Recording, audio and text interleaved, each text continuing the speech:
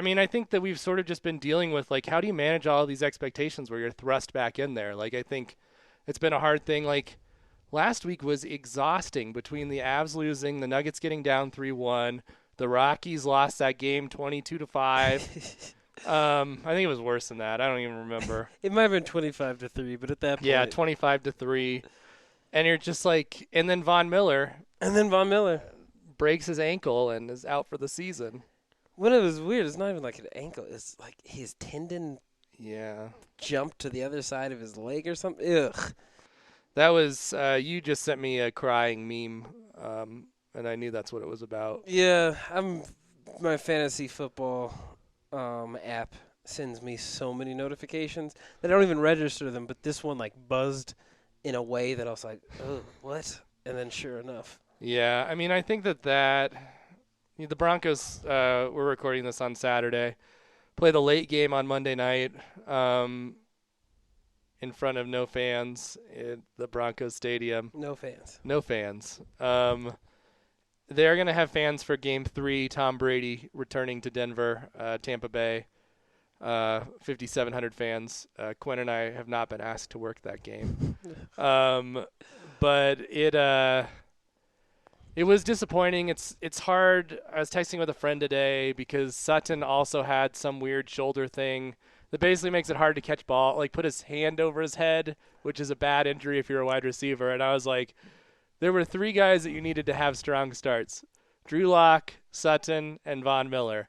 And one of them is out for the year, we think. The other one, we're not sure if he can catch, even if he plays. And then Drew Just Lock. a decoy, yeah. And directly, Sutton harms Drew Lock's ability to play to his potential. But then also, a young quarterback with a great defense that's just the best case scenario because last few years as the defense has struggled somewhat, not having great field position to start has hurt a lot of the unproven offenses. And so it's a reminder of like caring about sports is really hard. It was so exciting to get it back, but now you have to deal with all of the not even nuances, the ways that tragedy can strike, but it's certainly like the heart and soul of your team and Von Miller going down for the season. It just makes it that much harder to be enthusiastic. Yeah, and they have Tennessee, who made it to the AFC Championship on Monday night.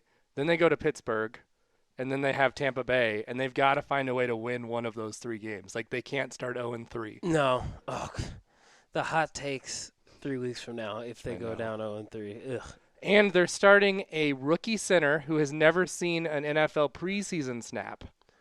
Their line has been hobbled together again with Garrett Bowles still as an option on the offensive line. They got rid of Chris Harris Jr. There's some like questions about who's actually going to play well in the backfield and who's going to be healthy. Like this team, it's sort of like how we've talked about the Rockies like the last couple of years. If you trust the hype of the organization, they're going to compete for a playoff spot. But you have to trust them, especially because we haven't seen anything in the preseason. We have no real reason to trust them, given how they haven't made the playoffs since they won the Super Bowl. Like this could be a really, really long stretch where we have no college football in the state. We barely have any high school football in the state. The Nuggets and Avs are going to be done. The Rockies are on their road. Even if they somehow make the playoffs, will be done in 3 weeks. Yeah. It's just it could be a really long fall. It's going to be a long fall well without the misery of sports. But I don't know. I wish the listeners could have seen your face. Like, we have no reason to trust the organization. It was beautiful theater. But because I've had such low expectations of the team, I feel like I'm judging them with caution. But I will give John Elway and the front office props because they made moves. They went out and tried to certainly make the defense better. I think Jarrell Casey is going to be a beast, and it's going to hurt my heart to think about how well that front seven could have been if Vaughn was healthy. Um, And Chubb's going to be on a downs restriction to start the season. yes, Chubb will, but I feel at some point I'm not going into the season with any expectations. That's how watching the Nuggets has been so tolerable for me. Is that I didn't expect anything to come out of it.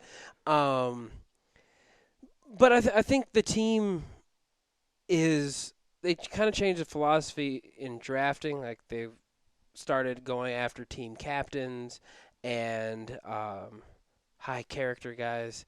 And if you look at with the starting one of the starting linemen rookies for Tennessee just got a DUI after getting COVID twice, getting busted at a party, whole bunch of stuff.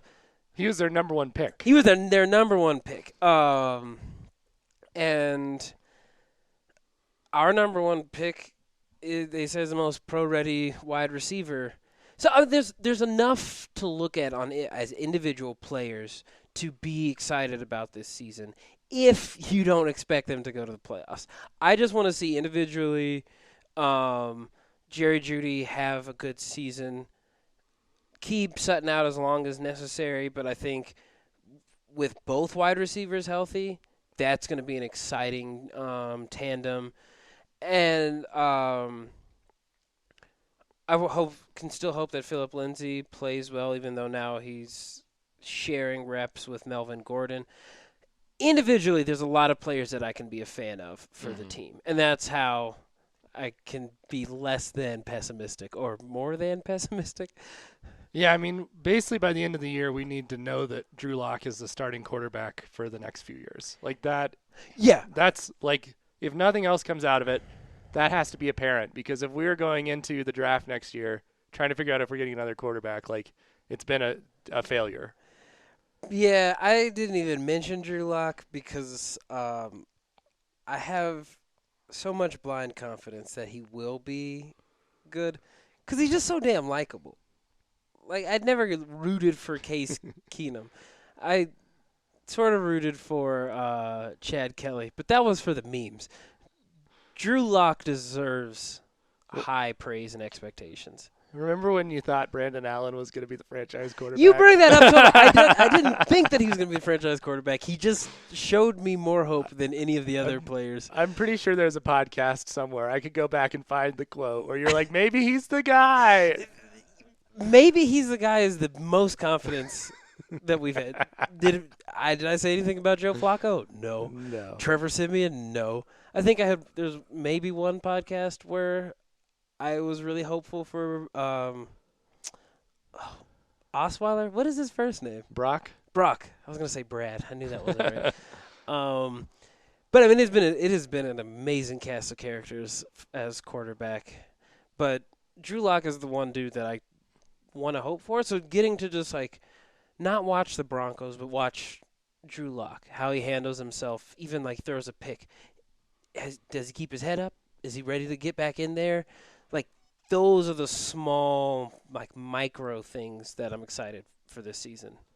Yeah, I definitely agree with that, and I think that, yeah, Drew Lock is very likable, which is a nice change. It will be interesting. I mean, just as you say, I have no idea what the game is going to look like on Monday, since we haven't seen any preseason.